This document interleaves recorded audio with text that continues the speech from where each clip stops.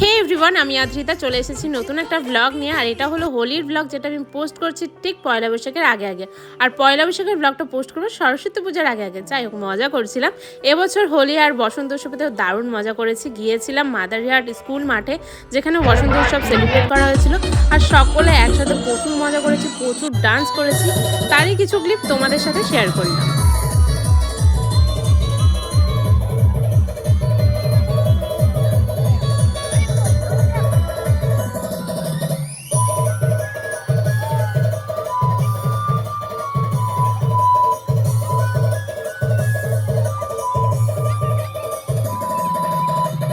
দিনের বেলা ফ্রেন্ডসদের সাথে বসন্ত উৎসবে দারুণ মজা করার পরে রাতে গিয়েছিলাম ফ্যামিলির সাথে গাছবাড়ি রিসর্টে, যেটা রয়েছে মাদারিহাটের জলদাপাড়াতে। তো আমার মেসো, মাসি, মামা সকলে এসেছিল। তো ওরা কিছুটা সময় নিরিবিলিতে কাটাতে চাচ্ছিল, সেজন্য আমরা জঙ্গলের ভিতরে একটা রিসর্ট ঠিক করলাম সেখানে হোলির দিনটা কাটাবো বলে। তো সকলে মিলে দারুণ এনজয় করেছি, পুরো ফ্যামিলি মিলে। তো এখানে বারবিকিউ বানানো হচ্ছে। তারপর আর কি কি করেছি সেগুলো জানতে হলে তো পুরো ব্লগটা দেখতে হবে। এখানে মামি আর আন্টি দুজনে মিলে দোল খাচ্ছে। আমি বলছিলাম রাত 3টার সময় কেউ যদি এইভাবে দোল খেতে দেখে নির্ঘাত সে ভয়ে পালাবে। যাই হোক, তারপর আমরা রুমে চলে গেলাম। আর এখানে খাওয়া দাওয়ার পর্ব শুরু হয়ে আছে আমাদের।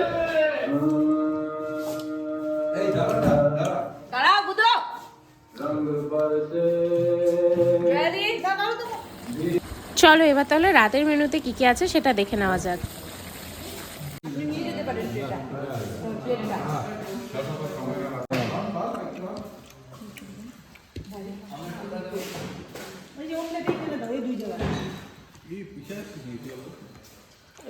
তো রাতে সকলে একসাথে ডিনার করার পর গল্প করতে করতে 3টা বেজে গেছে। তারপর আমি আর ঘুমাইনি, ভোর 5টার সময় উঠে গেছি। যে শুনেছিলাম সকাল সকাল নাকি এখানে হাতি, ময়ূর টয়ূর দেখতে পাওয়া যায়। আর ভোরবেলা থেকে না ময়ূরের ডাক শুনতে পাওয়া যাচ্ছিলো, তাই ভাবলাম কিছু যদি দেখতে পাই, তাই সোজা বেরিয়ে গেলাম। আর এখানে একটা ওয়াচ টাওয়ার আছে, সেখান থেকে অনেকটা দূর দেখতে পাওয়া যায়। তো পাশেই যেহেতু জলদাপাড়া ফরেস্ট, তো কিছু যদি দেখতে পাওয়া যায় সেই আশায় আমি চলে গেছিলাম এই ওয়াচ টাওয়ারে।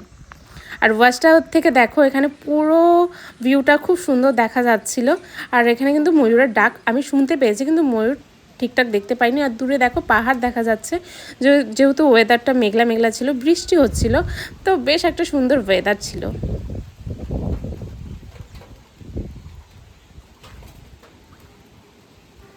আর এখানে সকালে চায়ের সাথে সাথে আমাদের হোলি খেলাও শুরু হয়ে গেছে।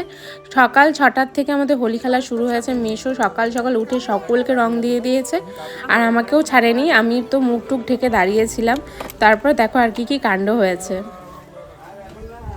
হলুদ চুলে তো সে বাড়াচ্ছে, আমাকে দিবা তুমি? পাগল, ধরে দাও।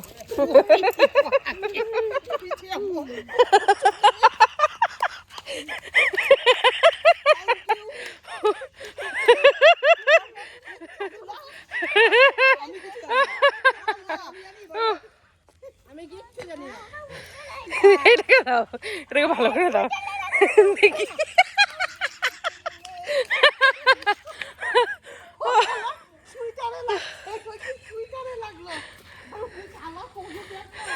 দাও না, মামিকে দাও, ভালো করে দাও।